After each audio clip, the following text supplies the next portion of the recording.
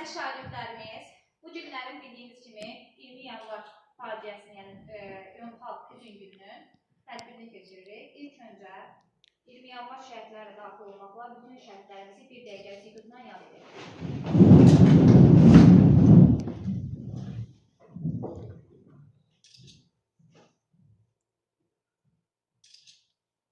Allah bütün şəhidlərimizə rəhmət etsin. 20 yanvar, yəni 19-dan 20-sinə keçən gecə Qarbaçovun başçılığı ilə Azərbaycan xalqına qarşı misli görülməmiş bir cinayət törədildi. Sovet ordusunun qoşunları Bakıya və Azərbaycanın rayonlarına qanunsuz daxil olması nəticəsində 170-ə yaxın insan həlak olmuş, 744 nəfər yaralanmış, 4 nəfər isə itkin düşmüşdür. Bu faciənin əsas qaynağı torpaqlarımıza göz dikmiş ermənilərdən irəli gəlir. Yəni biz bunu Sabir Əhmədlinin oğru hekayəsində də oxumuşuq, yəni müzakirə edəcək birazdan. Bu faciə ilə əlaqədar əsərlər yazılmış, sənətli kliplər çəkilmiş, musiqilər bəstələnmiş, rəsm əsərləri qanlı fotolarla əks olunmuşdur. 20 yanvarla əlaqəli əsərlərə Sabir Əhmədlinin Şəhidlər Xiyabanı, Dərs, İşığı Söndürmə, Eyvaz Zeynalovun oğru hekayəsini, Bəxtiyar Vahabzadənin Şəhidlər poemasını, Nərman Həsanzadənin Şəhidlər Xiyabanı şeirini,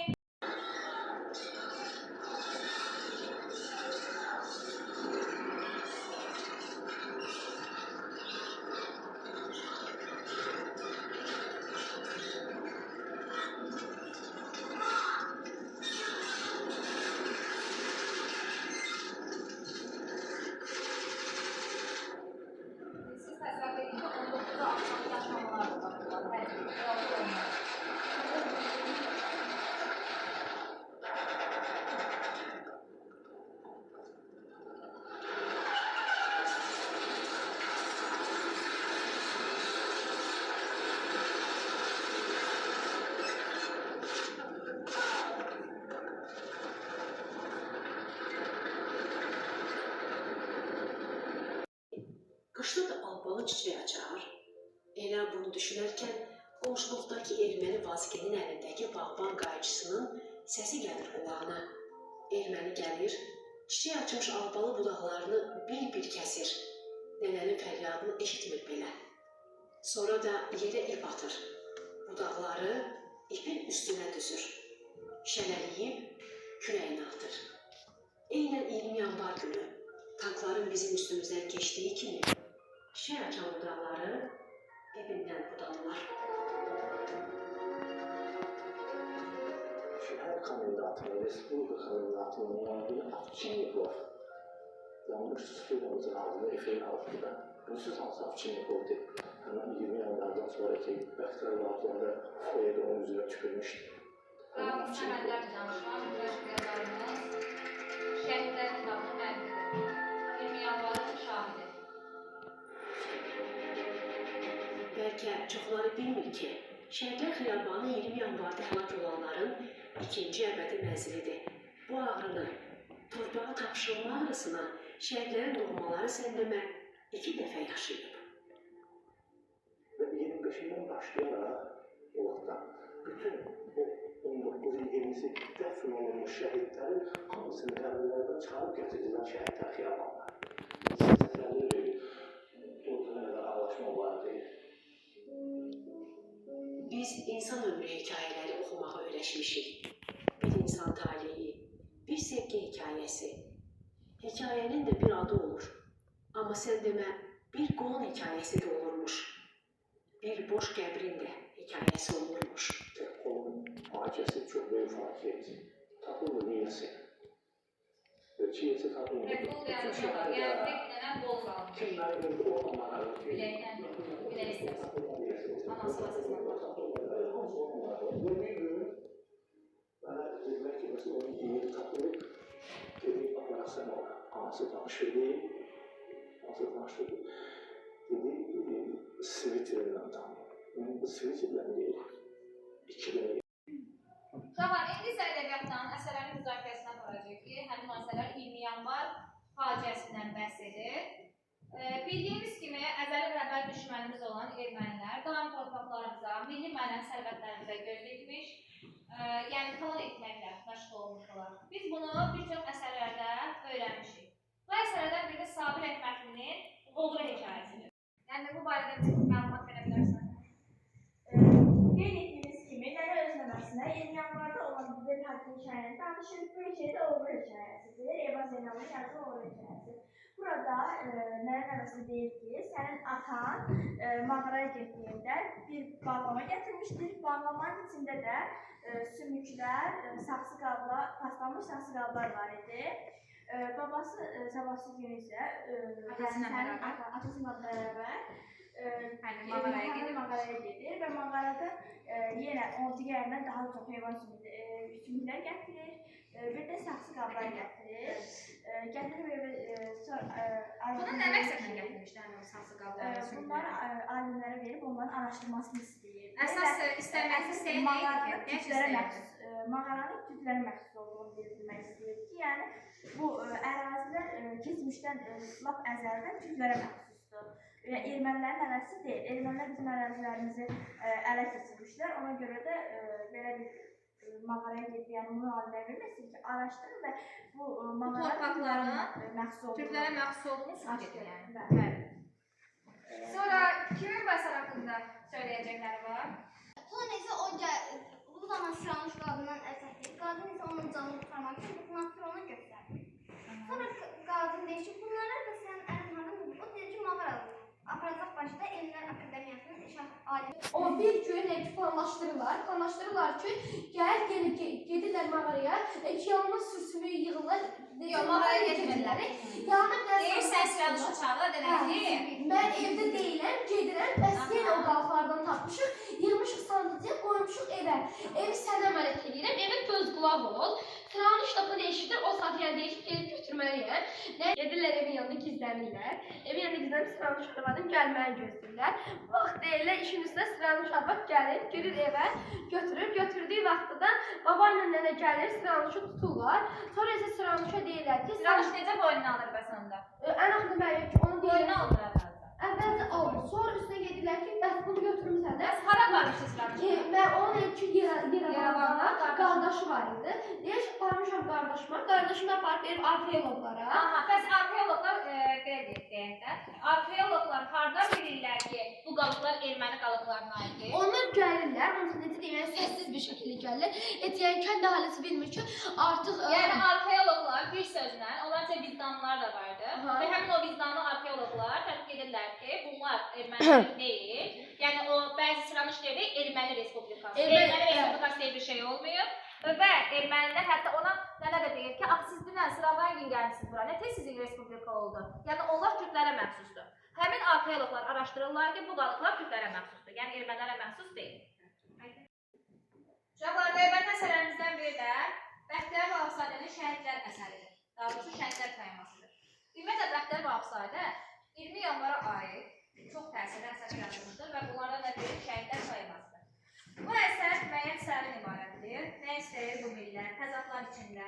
Əsərdə qeyd olunur ki, biz Qızıl Orduya abdə qoyduq, ancaq o Qızıl Ordu bizim göz yaşımıza belə acımadı. Bütün həqiqəti gündəmədir. Hətta burada yaralananları, xəstəxanaya aparanları belə Qızıl Ordunun, yəni Sovet ordusunun qoşunları güllə bayana qoydular. O xəstələrə qan verməyə gedənləri də öldürürdülər. Demək olar ki, xəstəxana mühasirəyə almışlar və oraya gələn insanların heç birini sağ boşlamırdılar. Və buraxmırlar daha doğrusu. Bağlanaq verək, buyur Günay. Matəm bəlli olduğu kimi, orada şəhidlər olduğu zaman matəm edirdilər. Matəmdə isə necə deyim, artıq əlatsız qalırlar. Yəni burada 18-i, köynə 18-in şəhidləri, yeni şəhidləri bağrına bastı. kimin bayrağıdır? Məhəmməd Əmin Rəsulzadənin. Axı biz nə eləmişdik? Hissəsi haqqında məlumat verək. Buyur Zəhra. Burada millət axı biz nə eləmişdik? Burada qızıl Tək millətin yox. Millətin dilindən, şəhidlərin dilindən, eyni zamanda körpələrin, qocaların, qadınların, bütün xalqın dilindən. Bəli. deyir ki, axı biz nə eləmişik? Bu imtahan, bu saat burada şəhidlərin məzarları dilə gəlir. Şəhidlər axı biz nə eləmişik deyir. Ondan sonra qocalar, ağsaqqallar günahsız yerə öldürmüşdülər və ona görə axı biz nə eləmişik? Yaxşı, Fatimə, burada belə bir şey deyir ki, çadırlar qurulur kənddə, şəhərdə.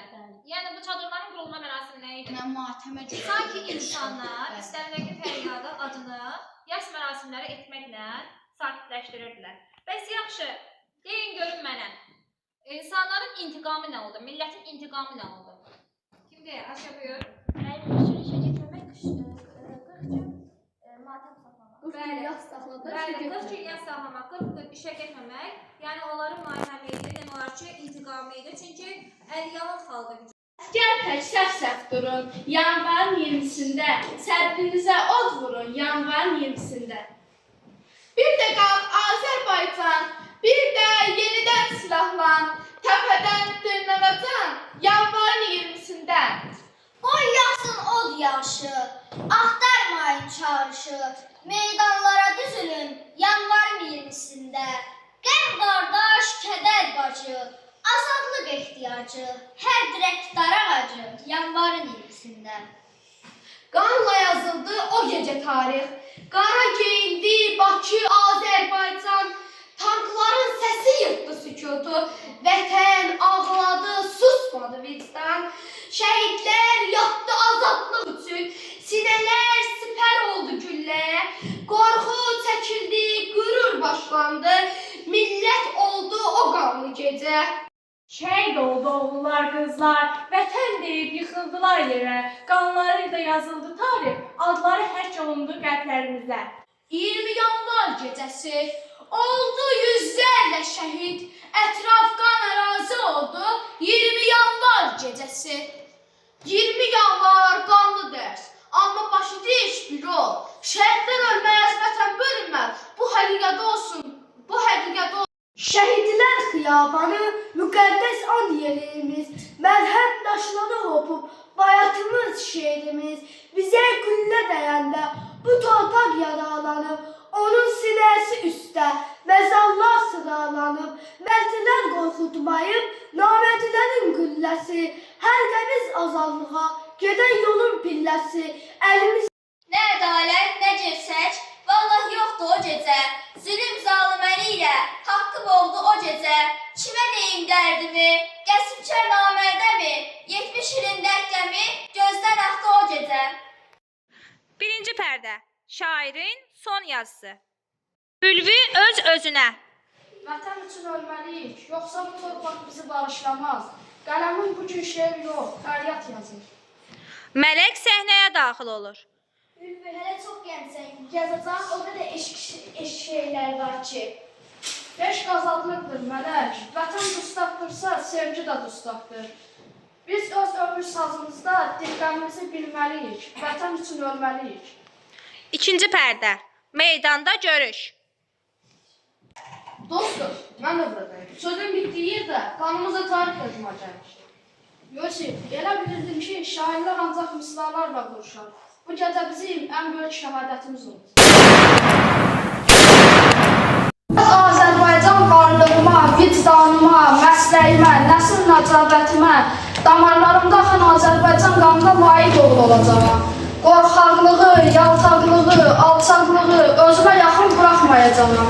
Nəyin bahasına olursa olsun öz Azərbaycan mənliyimi təsdiq edəcəyəm. Amma bu gün edə bilməm. Vətən üçün nə lazımsa edəcək.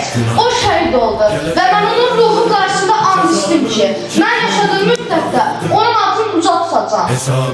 Biz ömür sazımızın bir qəmini bilməliyik. Leylimizin ürəyini məzun kimi sevməliyik. Döyüşlərdə yorulmuşum, gələcəyə qararmışım, həyat üçün doğulmuşum, vətən üçün ölməliyim. Zəfərət axırdı qanından, sənin mərdin kök salmış candan, sənin halıq vardı alnında sənin, ölümdən ölməzlik donu düşmüşsən. Torpaq oğul deyib qoynuna aldı. Xəzər ağlı dedi, göylər qaraldı. Neçə arzular könlündə qaldı. Neçə ürəklərə, könüllərə köçdün sən.